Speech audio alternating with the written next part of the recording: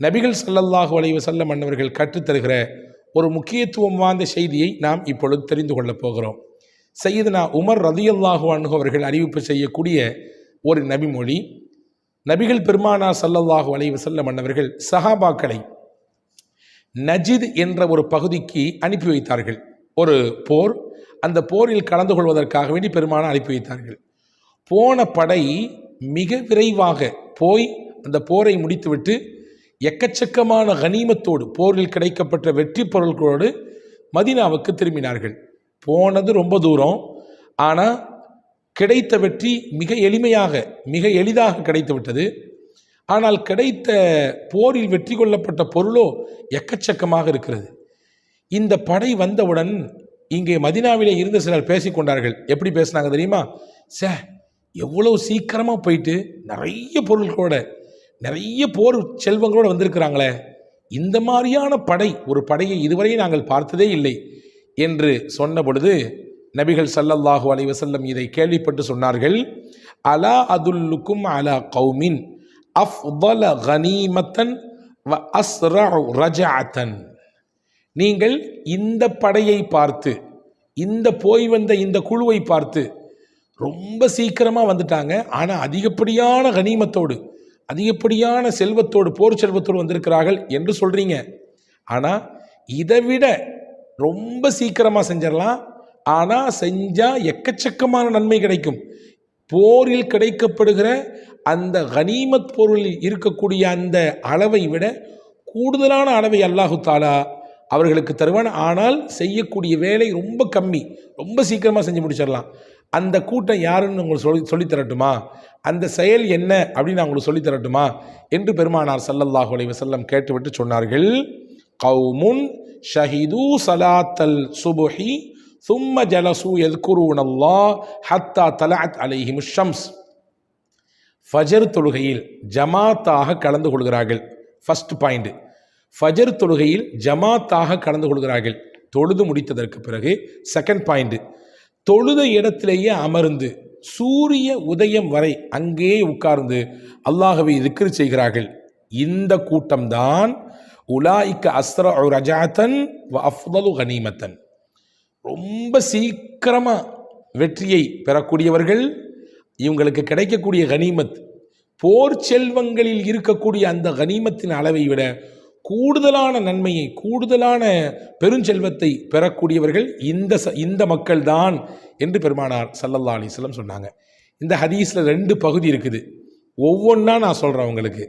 First part, ரசூலுல்லாஹி ஸல்லல்லாஹு அலைஹி வஸல்லம் ரொம்ப எளிமையான முறையிலே அதிகப்படியான நன்மையை பெற்றுக்கொள்வதற்கு முதல் தகுதியாக பெருமானார் நிர்ணயம் செய்யக்கூடியது ஃபஜர் தொழுகையை ஜமாத்தாக தொழுதல்.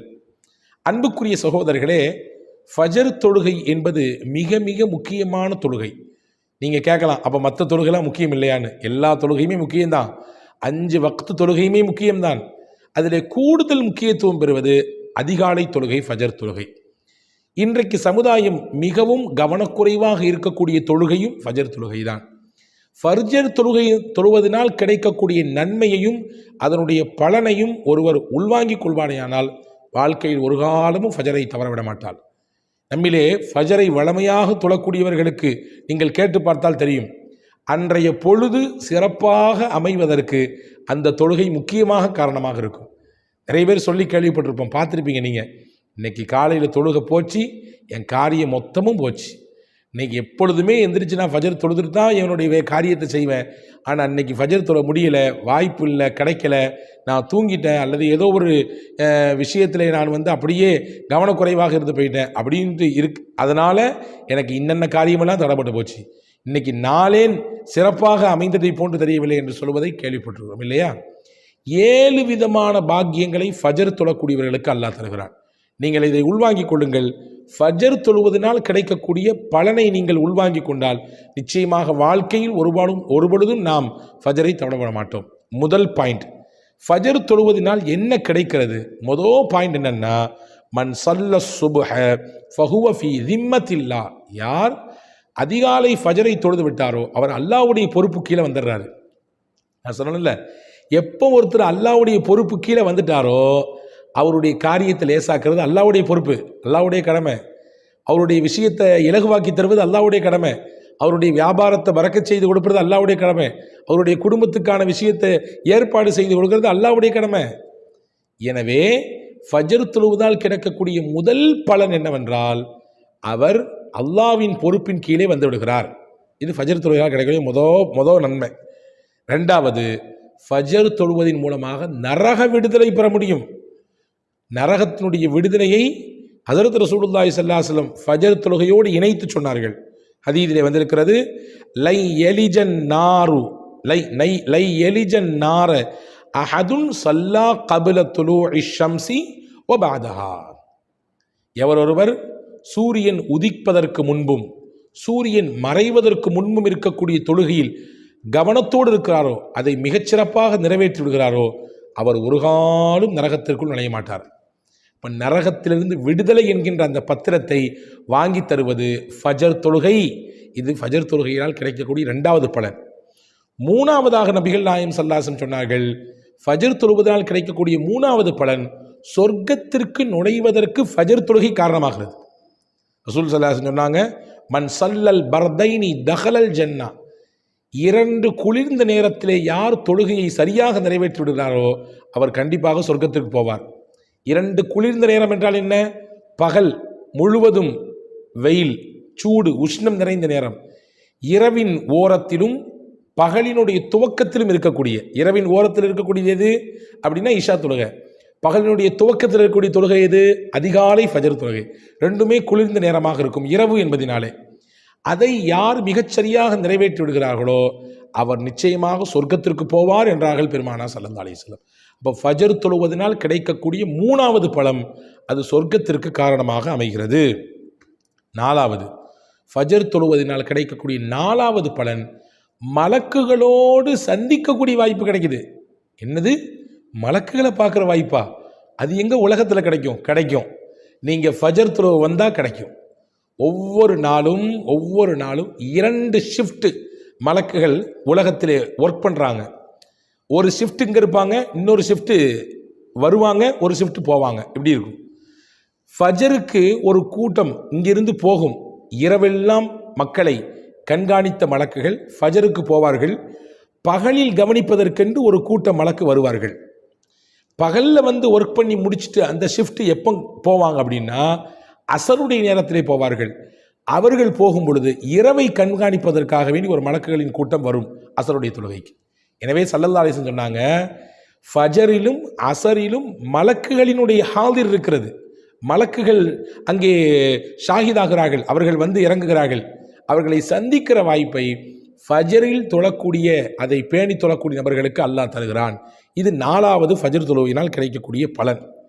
5வது பலன் என்னவென்றால், முக்கியமான பலன், நாளை மறுமையிலே இருளிலும் பல்வேறு விதமான நெருக்கடிகளிலும் சிக்கி தவித்து கொண்டிருக்கக்கூடிய சூழலிலே யார் ஃபஜரை மிகச்சரியாக நிறைவேற்றினார்களோ அல்லாஹ் அவர்களுக்கு தன்னுடைய பேரொளியை கொடுத்து பாதுகாப்பான். ஹஜ்ரத் ரசூலுல்லாஹ் சொன்னாங்க, எவரொருவர் பஷ்ஷிரில் மஷாஈன ஃபித் துலமி இலல் மசாஜிதி பின்னூரி தாமி யௌமல் கியாமா.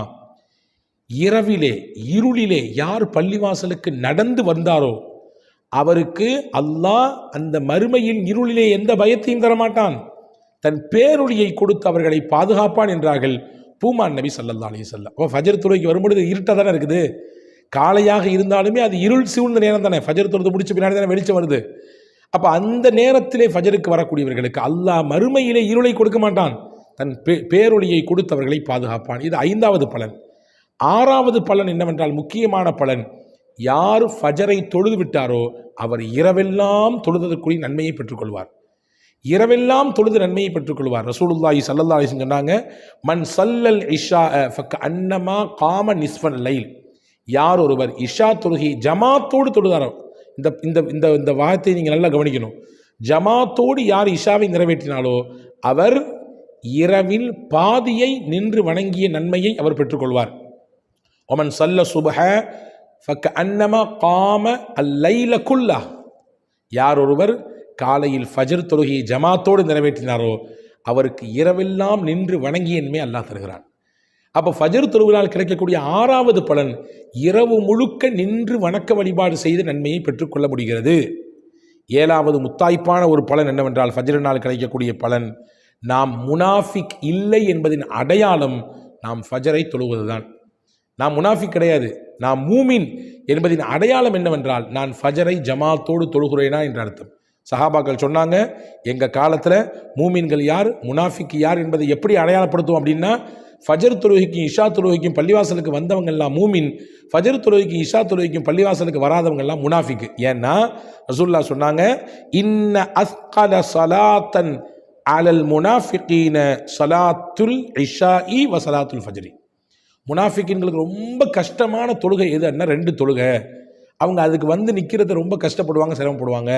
ஒன்று இஷா தொழுகை, இன்னொன்று ஃபஜர் தொழுகை. நாங்கள் சொல்லலாம். எனவே அன்பு பெருமக்களே, இந்த முனாஃபிக் என்ற பட்டியலிலிருந்து நாம் நீங்க வேண்டுமானால், முனாஃபிக் என்ற அந்த கூட்டத்தில் நாம் சேராமல் இருக்க வேண்டுமானால், ஃபஜர் தொழுகையை நாம் தவறாமல் பின்பற்ற வேண்டும். ஆக ஃபஜர் தொழுகையினால் கிடைக்கக்கூடிய 7 இந்த முக்கிய பலன்கள் இருக்கிறது. எனவே தான் ஸல்லல்லாஹு சொன்னாங்க, யார் அதிகப்படியான நன்மையையும் பெற்றுக்கொள்கிறார், அதே போன்று அதை செய்வதற்கு ரொம்ப லேசு. 2 ரக்காயத்து ஃபஜர் தொழுகை ரொம்ப கஷ்டம் இல்லைங்க. அதிகப்படியாக ஒரு 10 நிமிடம் அல்லது 15 நிமிடங்கள் ஆகும். உண்மைதான், தூக்கம்தான், ஆழ்ந்த நித்திரை தான். நன்றாக உறங்கிக் கொண்டிருக்கிற பொழுது எழுது வருதல் சிரமம்தான். அந்த சிரமத்தை அல்லாவுக்காக வேண்டி பொறுத்துக் கொள்கிற பொழுது, அந்த சின்ன விஷயத்தை நாம் அல்லாவுக்காக வேண்டி விட்டுக் கொடுக்கிற பொழுது, அல்லாஹ் அந்த 7 பெரும் பலங்களை தருகிறான். எனவே இந்த ஹதீத்தினுடைய ஒரு பாகத்தை தான் நான் இந்த காணொளியில் பதிவு செய்திருக்கிறேன். ரசூலுல்லாஹி ஸல்லல்லாஹு அலைஹி வஸல்லம் சொன்னாங்க, செய்யறதுக்கு ரொம்ப லேசு, ஆனால் இதை செஞ்சிட்டாங்கன்னா எக்கச்சக்கமான பலன்கள் கிடைக்குன்னாங்க. அதில் ஃபஸ்ட்டு ரசூலுல்லாஹ் சொன்னது, ஃபஜர் தொழுகையை ஜமாத்தோடு தொழுவார்.